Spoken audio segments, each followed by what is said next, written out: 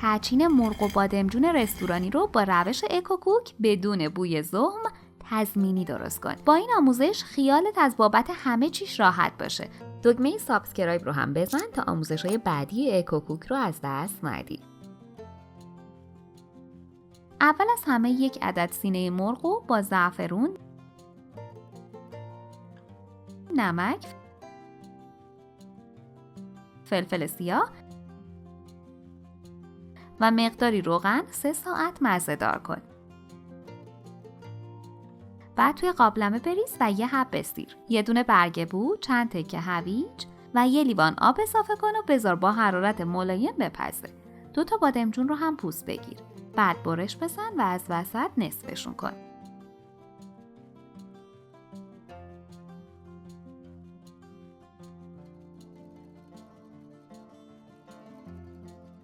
داخل یه ظرف آب نمک بریز و بادمجونا رو 10 دقیقه داخلش بذار تا هم تلخیش گرفته بشه و هم موقع سرخ کردن روغن کمتری جذب بشه.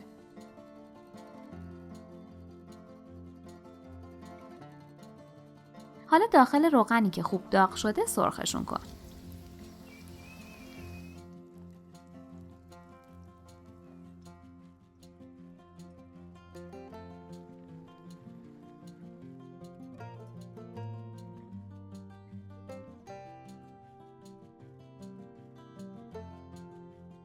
به قابلمه آب در حال جوش یه قاشق چایخوری نمک اضافه کن.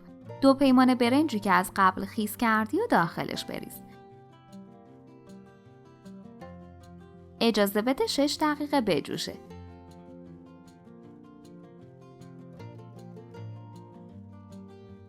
بعد هم آب کشش کن. برای تحچین برنجتون همیشه باید به اصطلاح زنده تر برداشته بشه.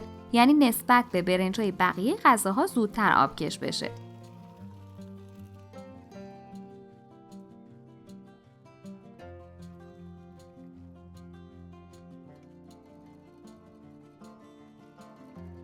دو تا زرده تخم مرغ و حسابی هم بزن.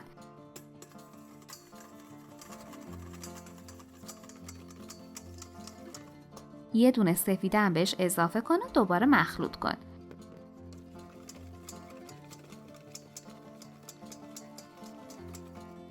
یه قاشق چایخوری نمک، نصف قاشق چایخوری فلفل سیاه مخلوطشون کن. توی این مواد میتونی از یه قاشق چایخوری گلاب و مقدار کمی دارچین هم برای عطرش استفاده کنی که اختیاریه.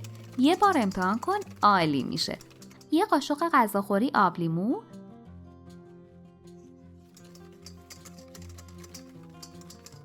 سه قاشق غذاخوری ماست چکیده، مقداری زعفرون دم کرده و یه قاشق غذاخوری روغن. کاملا یه دستشون کن. برای اینکه ماست آب نندازه باید آروم همش بزنی. حالا برنج آبکش رو داخلش بریز و خیلی آروم همشون بزن تا برنجت خورد نشه.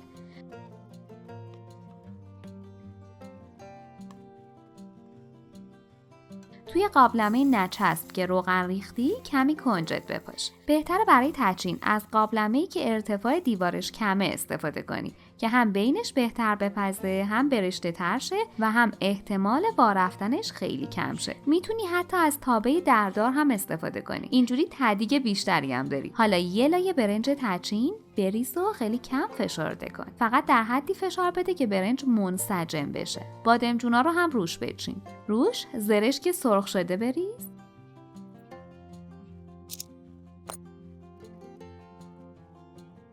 دوباره مواد تحچین. مرغایی که پختی و ریش ریش کردی.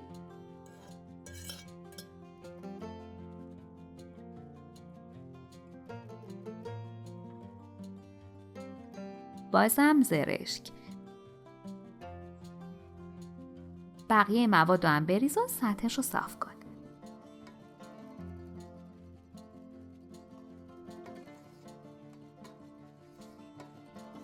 زمان پخت تحچین بسته به جنس ظرف و ضخامت تحچینتون متغیره.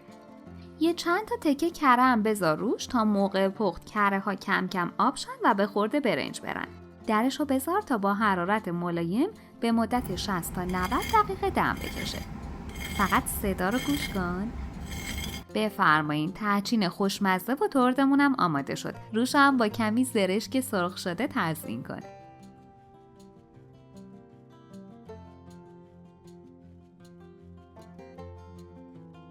برش بزنید و نوش جان کنید. حتما با این روش درست کنه، نظرتو برامون بنویس.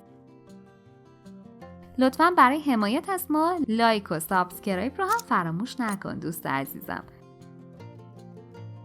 اگه از این آموزش خوشتون اومد، باید بگم که ویدیوهای جالبتری هم توی کانالمون داریم که حتما باید ببینید.